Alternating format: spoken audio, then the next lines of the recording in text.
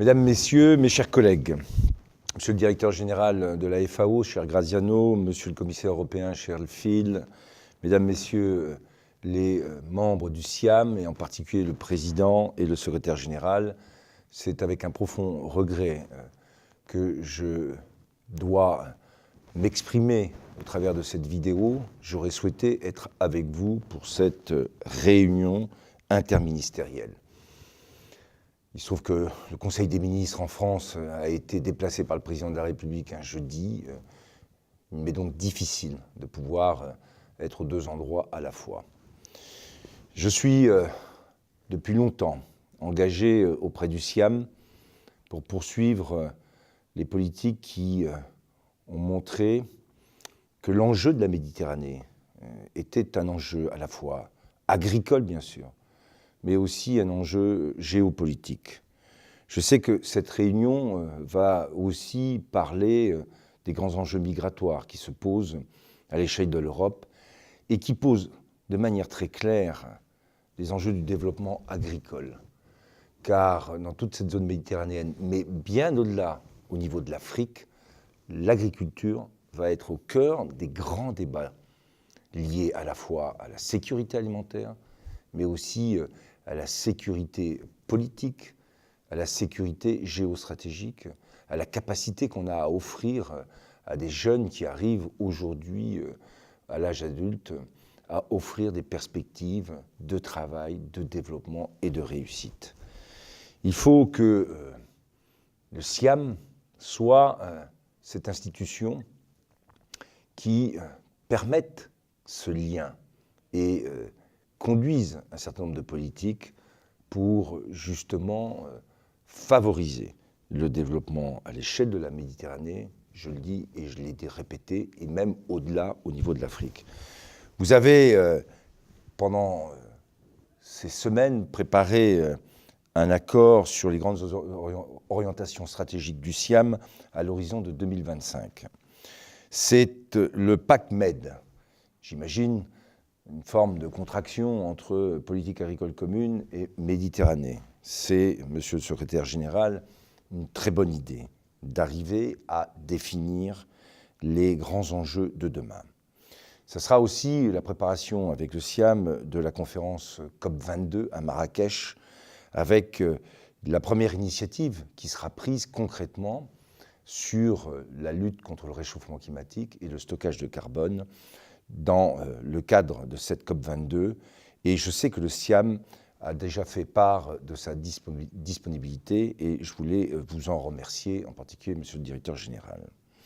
La France soutient bien entendu cette initiative Pacte Med 2025. C'est un enjeu, je l'ai dit tout à l'heure, à la fois agricole, mais aussi de développement économique et politique, au sens noble du terme.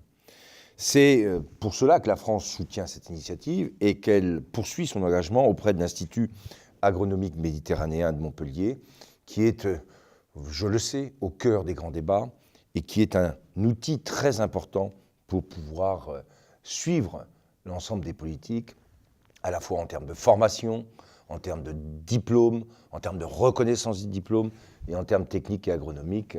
Je suis sur ce sujet extrêmement vigilant à donner les moyens à l'Institut de Montpellier de pouvoir poursuivre ce travail.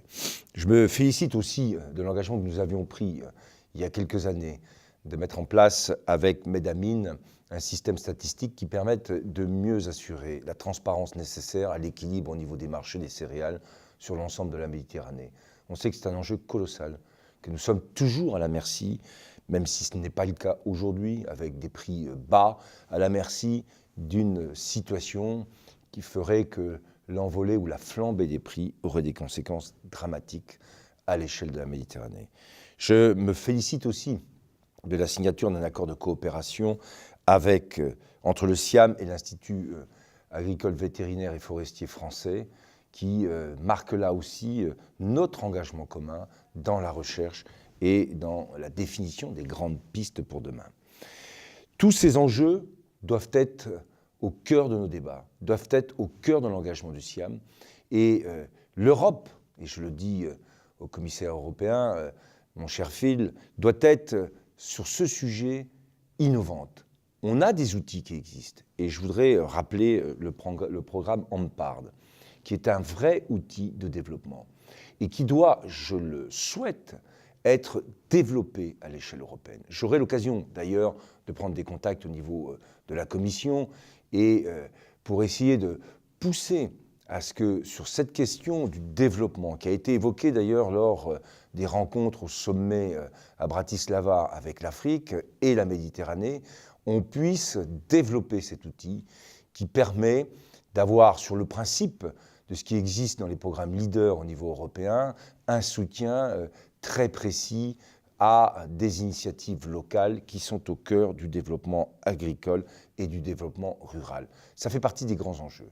Avec la lutte contre le réchauffement climatique et le grand projet 4 pour 1000, j'en ai parlé avec le consortium qui se réunira à Marrakech pour la première fois et qui se mettra en place.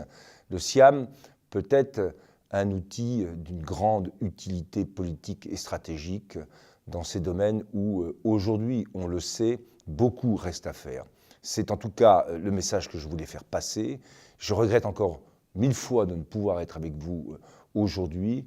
Je voulais simplement être présent au travers de ce petit message vidéo et dire à tous les participants, à mes collègues ministres, au président et au secrétaire et au directeur général, au secrétaire général, d'abord mes félicitations pour son élection et vous pouvez compter sur la France et vous pouvez compter sur moi pour poursuivre le travail que nous avons engagé ensemble. Merci à tous.